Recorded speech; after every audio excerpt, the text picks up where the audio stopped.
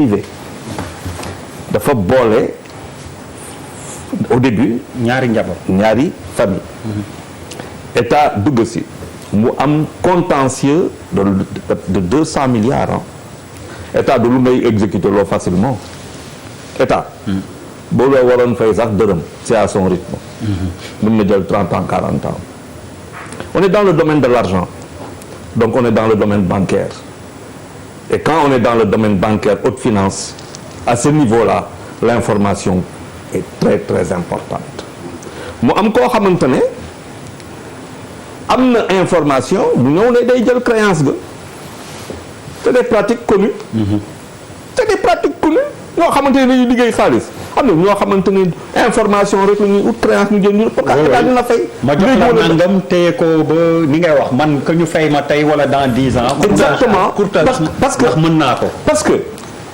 si loi bi dafa tere et il fait bien de le dire dafa tere intermédiation mais terewul la nga jënd créance waaw boo dindee yow ba ma joxee créance ga maanaam yow nga am problème ak état ngeen dem 200 milliards waxante ba ngeen nangu benn montant xam nga ñu demee noonu man ma ñëw jënd créance ga am xamante ne jox naa la ko mais maa moom léegi xaalis ga léegi est-ce que état bi fay na ma ko wala fayuma ko et je suis d'accord avec Malal mooy que bu fekkente ne dafa am receveur buy bind chèque mais chèque bi du moom moo koy receveur u impôt du moom mooy fay il faut que mu dem trésor door a fay te trésor pour mu fay il faut que mu am xaalis du dëgg qu'est-ce qui s'est passé à mon sens et tu fais bien de toucher l'intermédiation boo xamante ne un cabinet de Sonko a été identifié par rapport à ça la loi l'interdit par contre la loi l'interdit et il faut dire les choses. Quelle loi?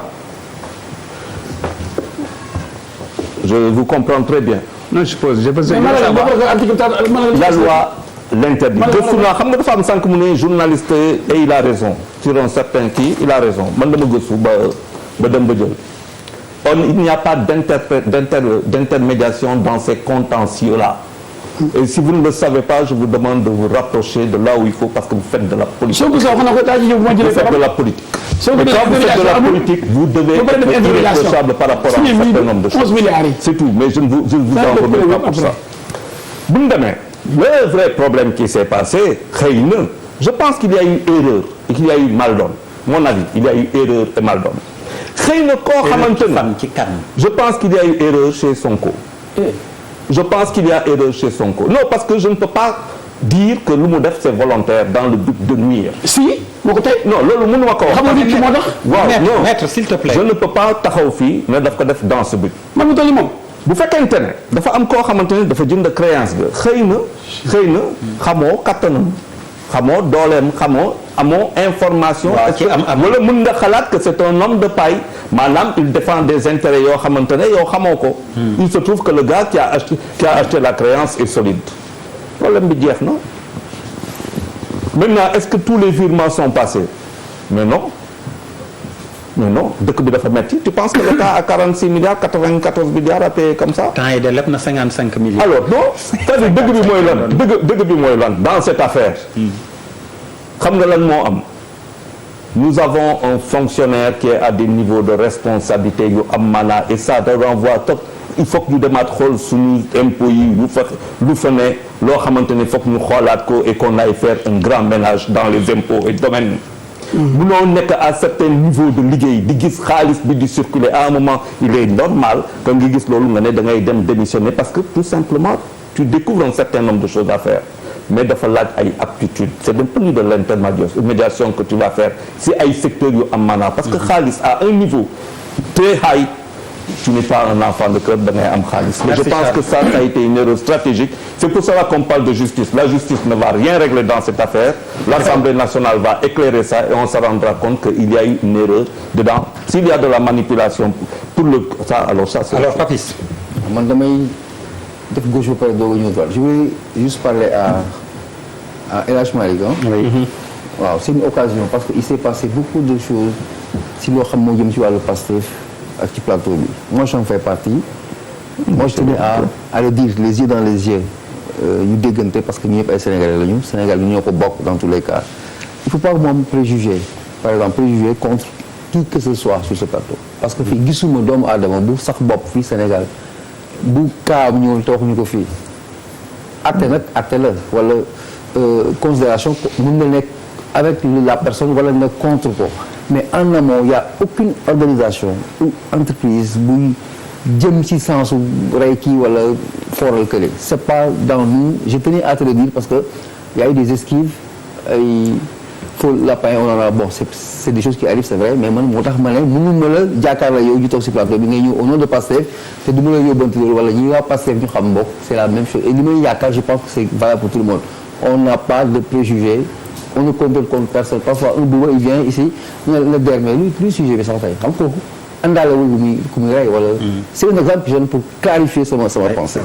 Alors, bon, pendant que tu es, invite Sonko pour la prochaine fois. Sonko, ben pourquoi pas, c'est avec plaisir. Et on l'a défendu dans d'autres circonstances également parce que on le croyait. li ma bëgg a wax ci affaire Sonko bi ak kii j'espère man li ma wax man du ma dugg ci détail technique yeeg l'aspect judiciaire rek Maître El Hadji Diouf il fait son job, c'est un avocat, il va le défendre jusqu'au bout, c'est normal. du mettre lu muy wax wala lu mu waxul. C'est que Sénégalais yi ils attendent un résultat parce que dañu entretenir benn somme bu extraordinaire et c'est tellement vrai ce que le gars disait tout à l'heure par rapport à l'importance 94 milliards yi quand le Brésil a eu l'histoire de l'incendie Amazon mais le G7 a proposé 20 millions d'euros jege aux 94 milliards pour dire combien la somme est énorme donc man damay pour ne pas monopoliser la parole dañuy toog damay bokk Sénégal yi nga xamante ne ñu ngi xaar lii am lu mu jur. c'est que débat bi yëpp c'est entre ñoom parce que dafa am benn connotation politique. parce que c'est un duel entre politiciens ça se comprend mais les Sénégalais comme moi qui est très loin de ça bëgg na xam 94 46 jël na ko amul preuve mais finalement commission parlementaire de la justice attendra que l'Assemblée termine son travail tout ça c'est bien beau mais nous on a rendez-vous avec la vérité. Alors El Hadj Malick ma ñëwaat ci yow parce que interpellation yu bëri si sa bopp. moom moo wax après ma. oui moo wax après yow mais maître man tamit xam naa li may def. Malal interpellation yu am solo yu mu def ci yéen loo koy tontu. D'abord man en fait. Malal buuba sax ñoo bokk. li ma xaw a jaaxal mooy affaire bi dafa mel ni. nit bu dugg sa kër di jël sa kuy moo war a tabaskee nit ñëw ne la am na waa ji teg sa kuy mi pour yóbbu ko nga ne ko yow est-ce que du da nga bëggoon bu ko yóbboo jox la pooj bi problème bi ku taxaw naan affaire privée la c'est parce que comprendre dara ci yëf yi qui paye dans cette affaire là c'est l'État mënul nekk affaire privée c'est notre argent ce qui s'est passé c'est très simple ñëpp xam nañ histoire Ndiaga Ndoye bi est-ce que xam ngeen ne ba léegi exproprié guñ ko et pourtant l'État a reconnu avoir payé 3 milliards 500 c'est grave dem leen xool dans quelle base dañ ko fay mais beneen affaire bu am soo déggee ñu naan 46 milliards 44 milliards ak 94 non somme totale bi mooy le dossier c'est 94 milliards 49 mais et 45 ñoom bi ñuy def seen deal ñaari société lañ présenté Sofico ak CFU ñaar yëpp même personne Seydou Sarr kenn ki ñu war ko fay 46 milliards et quelque kenn ki 44 milliards et quelque nga def addition bi mu jox la 94 milliards xam nga di jéem a tën lu tuur lëndëm Sénégalais naan du Mamour mooy fay mais c'est évident waaye këyit bay tax ñuy fayee kam moo koy signé acquiescement yi ku koy signé wax ji yëpp loolu c'est pas le ministère basé sur du faux en plus xam nga le problème c'est quoi mooy encore une fois problème bi mënoon na sax bañ a yegg fii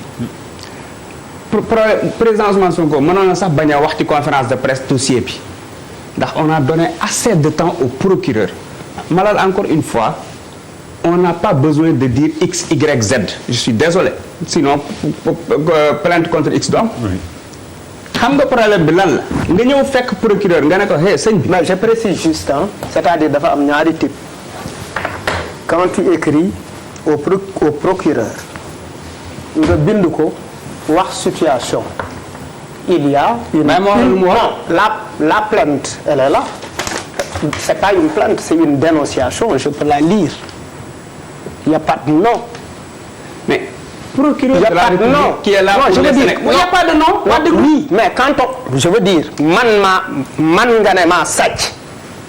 Je veux qu'on soit clair. Man da nga ne man Malal maa sàcc. am ci lu la leer. maa jël sa gaz.